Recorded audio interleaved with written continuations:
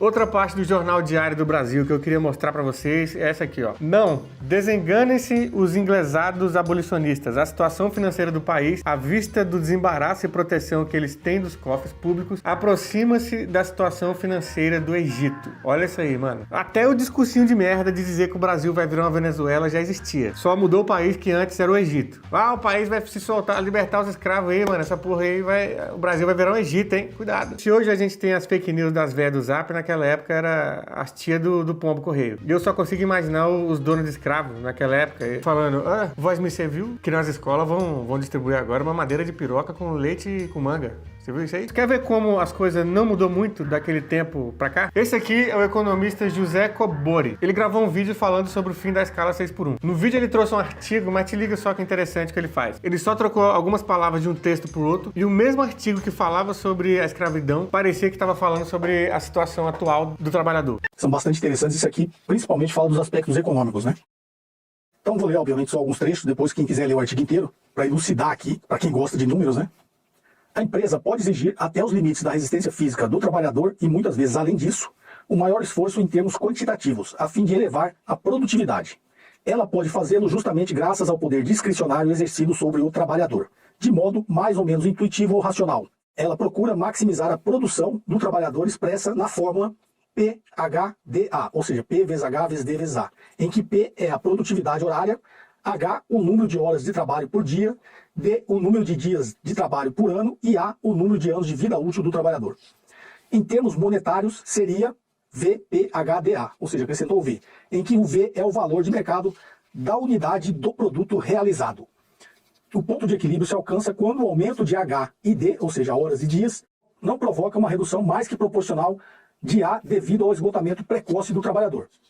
A empresa, dentro do imediatismo mercantilista e com medo de perder o trabalhador, pode exigir demais e provocar a diminuição do volume de trabalho obtido, H vezes D vezes A.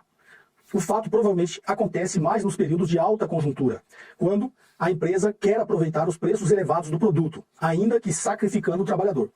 Isso sugere que, com a decadência da economia, o tratamento reservado ao trabalhador terá relativamente melhorado ao longo dos anos por considerações puramente econômicas. Eu propositalmente troquei algumas palavras, agora eu vou ler o texto original. Foi proposital. Esse artigo aqui, ó. Os aspectos econômicos do processo abolicionista. É da Mircea Buesco, professora da PUC do Rio de Janeiro, do Instituto Histórico e Geográfico Brasileiro. Agora o texto original. O dono do escravo podia exigir, até os limites da resistência física do escravo, e muitas vezes, além disso, o maior esforço em termos quantitativos, a fim de elevar a rentabilidade do escravo. Ele podia fazê-lo justamente graças ao poder discricionário exercido sobre o escravo. De modo mais ou menos intuitivo ou racional, ele procurava maximizar a produção do escravo expressa na fórmula PHDA, em que P é a produtividade horária, H o número de horas de trabalho por dia, D o número de dias de trabalho por ano e o A o número de anos de vida útil do escravo. Em termos monetários, seria VPHDA, em que V é o valor de mercado da unidade do produto realizado. O ponto de equilíbrio se alcançava quando o aumento de H e D não provocava uma redução mais que proporcional de A devido ao esgotamento precoce do escravo. Evidentemente, o dono, dentro do imediatismo mercantilista e com medo de perder o escravo por deserção, morte e etc., podia exigir demais e provocar a diminuição do volume de trabalho obtido, H vezes D vezes A. O fato provavelmente acontecia mais nos períodos de alta conjuntura, quando o dono queria aproveitar os preços elevados do produto, ainda que sacrificando os escravos. Isso sugere que, com a decadência secular da economia do Brasil colonial, o tratamento reservado ao escravo teria relativamente melhorado ao longo dos anos por considerações puramente econômicas. É o mesmo trecho, só que esse original, com as palavras original que eu li antes, eu só troquei as palavras de dono de escravo por empresa e escravo por trabalhador.